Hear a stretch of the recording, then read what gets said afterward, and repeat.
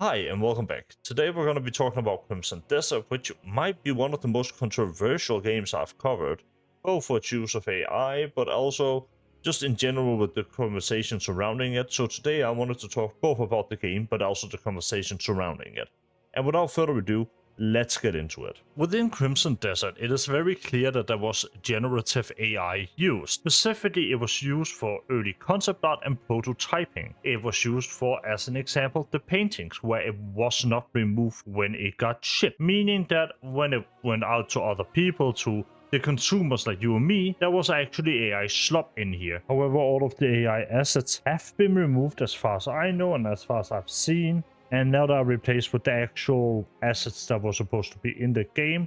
So whether or not you still think it's a big deal, it's up to you. I do think it's important to mention though. Personally, I did not notice it. I understand, however, why people would be mad about this, and I think it's something that, as a customer, you have the right to know. Now you have been made aware. Let's move on to talking about the game. When it comes to something that is as big as Crimson Desert, I think it's important to understand why people like and dislike it, especially when we're going for this more holistic approach. And to be quite fair, I think there is a lot of things to love in Crimson Desert. However, there are an equal amount of things to find that are missing or just bad. From the control scheme to the story, there's a lot of things here that are also missing. But first we need to get one thing completely correct before we even get into it. Crimson Desert is not an open world RPG. Specifically, it is not an RPG in any way, and people who go in expecting an RPG will be disappointed. You do not have the chance to change dialogue or to go in depth with your dialogue and customize your character and roleplay as your own character and all that. That is not that type of game. What Crimson Desert is a fantastic open world action game.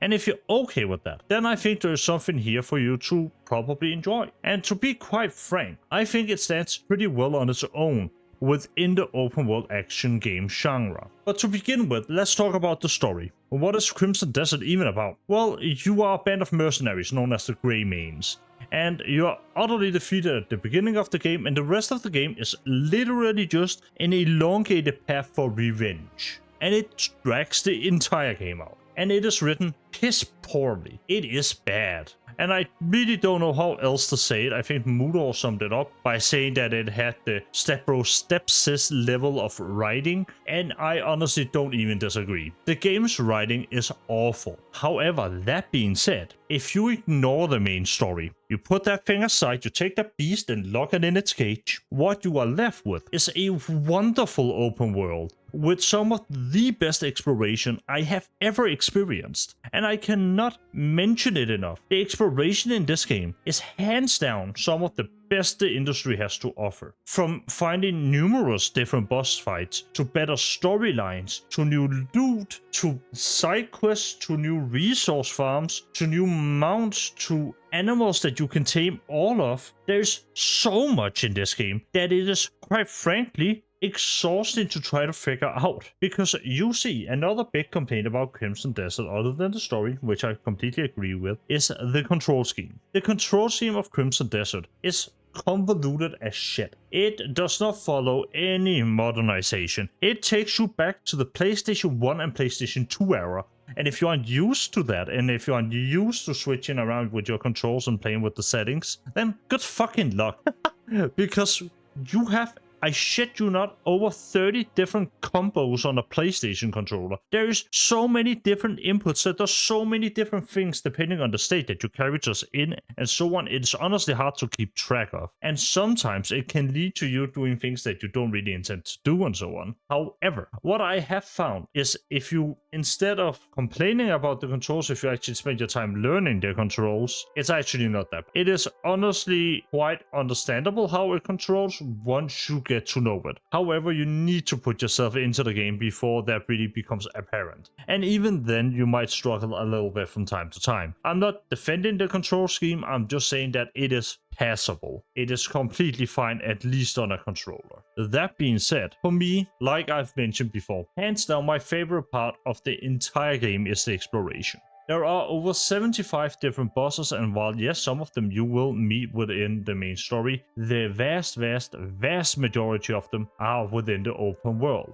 And while I really don't want to do this, I am gonna spoil at least a few for you, just so you can understand why I am so excited to talk about this. We have the knockoff Marvel villain, Galactus. And this guy you just randomly find while exploring the snowy mountain area of the game. And my god, is it a cool fight. He goes from being this small lightning god talking in an unknown language to becoming a larger than life-sized beast, a behemoth of a boss. And it is so fucking satisfying to play against. And sure, there are some attacks that are a little bit annoying, and we will get into more of those as we progress with talking about this game. But my god, the fact that you can find bosses like this, not in the main story mind you, but just randomly scattered about, just sitting on a fucking mountain somewhere in a corner of the map, is so fucking cool. I can genuinely not remember the last time I was this excited to just go out there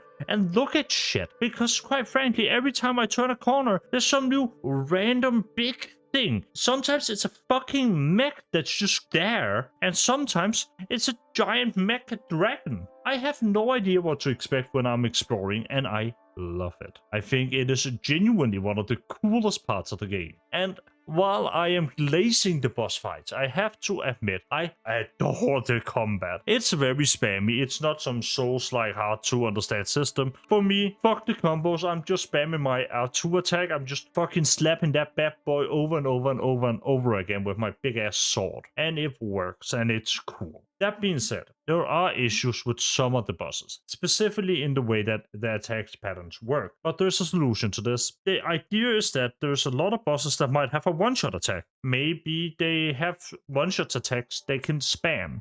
They can just proc it time and time and time again. And when they're proccing that one-shot attack, you might not even be able to damage them. They might have a little shield around them. That's fucking annoying, not gonna lie. However, when you die as a clutch, there's something called a Helmer Pill, and that revives you at 30% HP. You can use it as many times as you want within a fight, and it is not a limited item. So while, yeah, you have a limited amount of them on you at any given time, that limit really is only to your inventory size. You could, in theory, run around with over 1,000 of these bad boys, just proccing them whenever you die. I think this item and this way of designing a game is pretty bad in my own opinion, as it simply excuses sloppy combat styles and pretty annoying moves with saying, oh yeah, but you can revive instantly during any boss fight. And you can even find a recipe for these, making them even easier to get. And not that I think using them when they are in the game is a bad thing. Lord knows I've used them plenty of times. I'm saying from an overall game design perspective, I think it gets a little bit annoying having a game where it seemingly is designed around the fact that I have an unlimited amount of revives. As that allows, while yes, cool moves, some pretty annoying, unoptimized and unbalanced moves to just be thrown in there. That is also my only complaint about combat, because the rest of it kicks ass. And that ties nicely into weapons, because you have a lot of different weapons, each of them with different movesets. However, the different movesets are usually on the same button presses, and the same combos mean that you don't have to unlock different combos and so on. You can just use the same ones, but with different weapons, having slightly different animations and stuff. For me, I mainly used a two-handed greatsword, because that's just fucking based. Let's be honest here, boys. And one of the best things about the combat and the building in general of your character is that you have these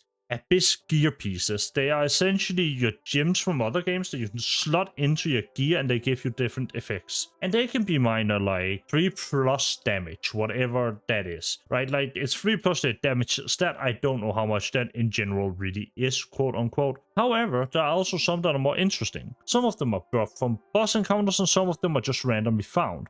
As an example, one that you will get fairly early on within the main story is one that summons crows that hit enemies like projectiles every time you use your R2 attack. You can then also get one that you see me use that spawns these light bolts. Now, one thing I didn't expect would work is if you take two of them and put them on the same sword, they surely would cancel each other out, right? The answer to that is no. You can actually just have both of them. Why not? Just have fun.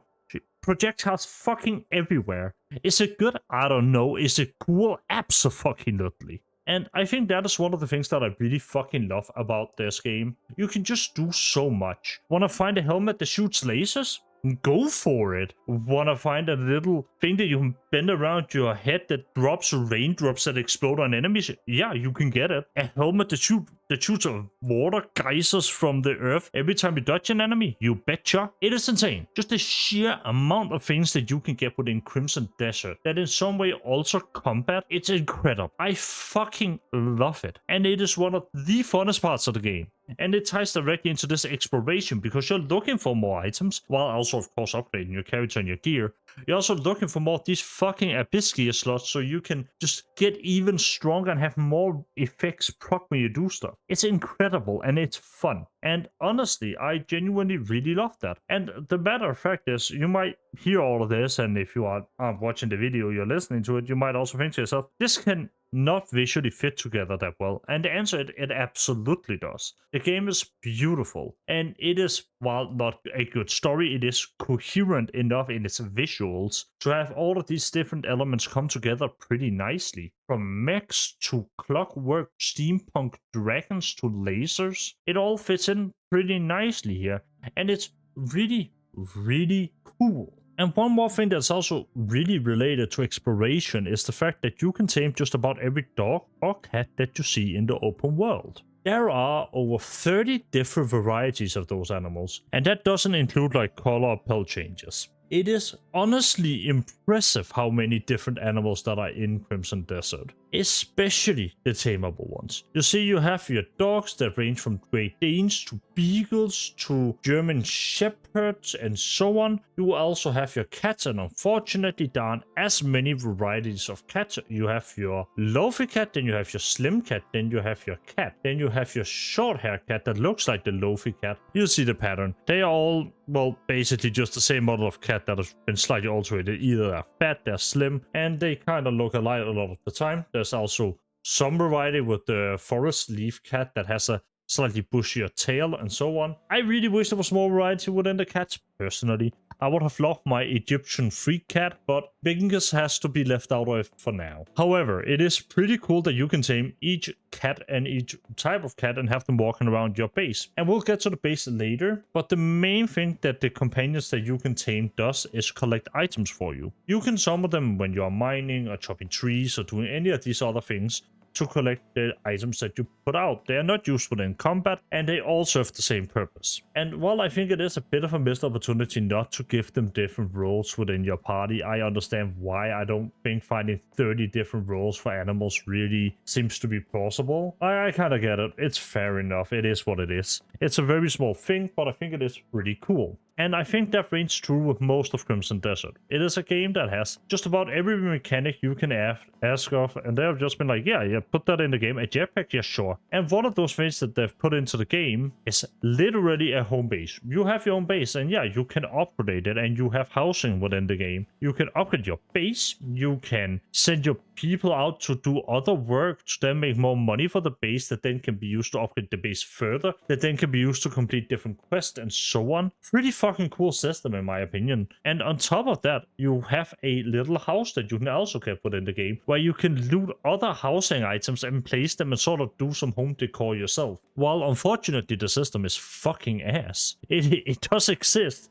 And it will probably be getting improved. And the reason why I'm saying that is just that it's kind of buggy, at least in my own experience. But I think it's cool that it is there. And that really goes into that idea of the world being your oyster. It's a very interactive world. One of the things that you've probably seen from Crimson Desert is the fact that you can use one of your abilities to bend down a tree and then use it as a slingshot to shoot yourself. And you can actually just do that. That is a thing that you can do. And that's fucking cool, man. There's even investments you can make within the game. You can open an investment bank account and then you can sort of gather passive money while playing the game. It's insane. And the fact that it's in the game is just so fucking cool. However, the one negative I do have to mention is that the world might be very interactive, but it's not super reactive. What I mean by that is when you steal something from an NPC, you can just run a little bit and then they'll forget you were even there. If you go back, nothing will happen. This is not some game that will react to what you are doing. However, you can do almost anything. Whether or not that is worth it for you kind of depends. But for me, I don't really mind. I think that is just this game's vibe, and I fucking love it. I really do adore a lot of what is in this game. I love the combat and especially the exploration.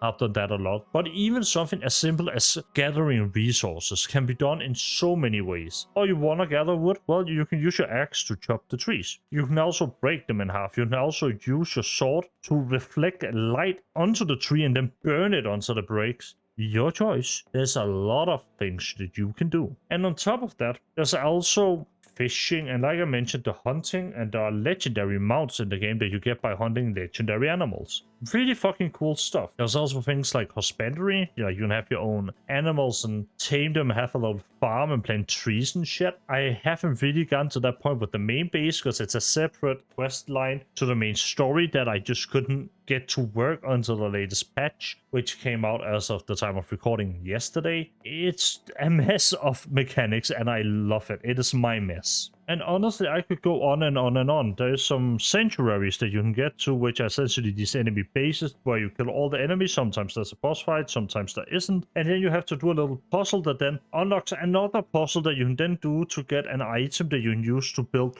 different pseudo sci-fi items with, such as a hologram projector that can be used to summon merchants where you are standing. It is a lot. There's a lot of different systems in the game, and if that sounds interesting to you, just a big sandbox, closer to Valheim than to The Witcher. If you're interested in something like that, this is the game. It is really good for that. It's also a game that I, for one, haven't 100%ed just because there is such an amount of stuff to do that I have not been able to complete it in time. I have 150 hours in the game, and I have not even seen half of all the animals. That's a little bit of lie. I think I've seen 75% of them. But that's still like quite a small amount in comparison to 150 hours in any other game. It is massive. And I have not encountered a lot of copy-paste design. As an example, puzzles are a genuinely really fun thing to do in Crimson Desert. And they can range on how fun they are. One of my favorites that I stumbled into was red light, green light, where there's this king statue that will rise up and then it'll turn its head around and then it'll shine green and then it'll turn around, and every time it looks at you, you have to stop moving. Literally just red light, green light, but in Crimson Desert. Why is it there? I don't know. How does it work? I don't know. Is it fun? Fuck yeah. And there's a lot of this sort of just, does this fit into the game? I don't know. Should we add it? Absolutely. Design in there. And I think it's really made for a fun amalgamation of shit. That being said, I think one of the most interesting things surrounding the game is the conversation surrounding Crimson Desert. There are the completely legitimate criticism of the game that exists, such as the control scheme is a little bit too much for me and there is AI in the game. There shouldn't have been AI in the game. To the completely unreasonable things, such as this game is the greatest thing ever. I've never loved anything as much as I love Crimson Desert.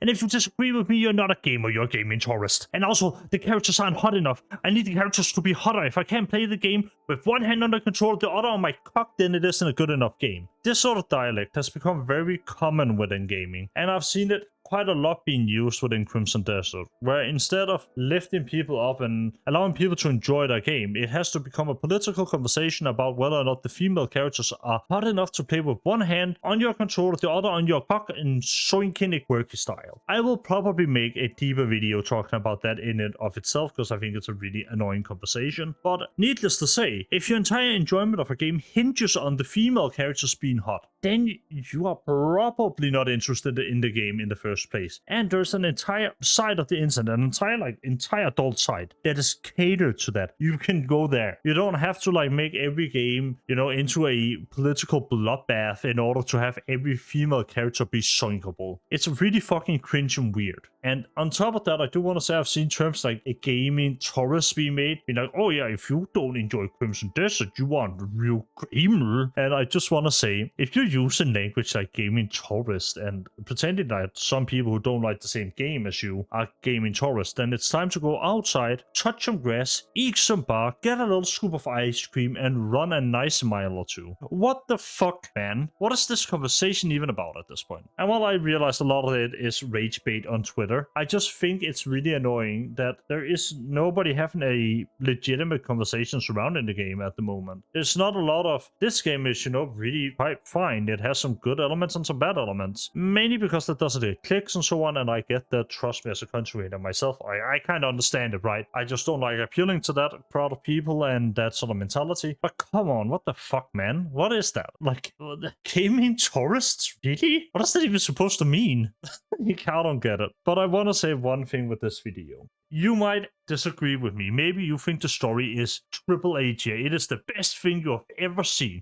A cinematic masterpiece for the ages. And if you believe that, hey man, I am happy you can enjoy something I can. I think the main story especially suck ass. I think the way dialogue is delivered is bad. And I think, quite frankly, in some of the side quests, the fact that the side quest characters takes like a 5-second break between delivering lines just unnatural and feels weird. I don't like it a lot at all. But if you do and you can look past those things, I am pretty happy for you. I think that's a good thing. At the end of the day, nobody is gonna have the same take or opinion on something like that, right? Like, you might weigh the story part more than I do. Maybe for you, a good story is necessary, and you hear that it doesn't have it, so you are immediately uninterested. For me, I am just as much interested in the combat, and the combat is quite fun, so I enjoy the game. It depends on the person, and from person to person, you will like different things about Crimson Desert. For me, I've described the things that I enjoy and the things that I don't in this video. Whether or not you agree with me, I am genuinely just happy that you watched to the end of the video. And if you did, I am sure that you can probably also agree that the conversation surrounding games that have become so toxic is just really fucking annoying. And it's one of those things that I think I want to talk a little bit more about, just because it is getting pretty bad in my opinion. Again, I use Twitter, so that's on myself, right? Like, I'm putting that shit on myself here, but like, it has gotten a little bit annoying. Regardless of all of that, for me, Crimson Desert is pretty fun. I enjoy it as an open world action game. I enjoy exploring it. I enjoy seeing all the different stuff. I enjoy being taken into its world, and while I might not enjoy the main story, I think overall the game is pretty good. Whether or not it's gonna be good for you, you're gonna have to make that decision for yourself. I've given you my opinion now, and with all that being said, thank you for watching. I hope you have a great day wherever you might find yourself and whatever you might be doing. Know that I really appreciate that you have spent your time with me here. For me, it is over midnight. It is almost 1 a.m. as I'm recording this. Genuinely thank you for being here, and if you want to support the channel, please sub. It means the world, and leave a like if you enjoyed the video. You know how YouTube works at this point. I'll see you all in the next one. Have a wonderful day or evening, or maybe night ahead of you. And I'll see you all in the next one. Bye.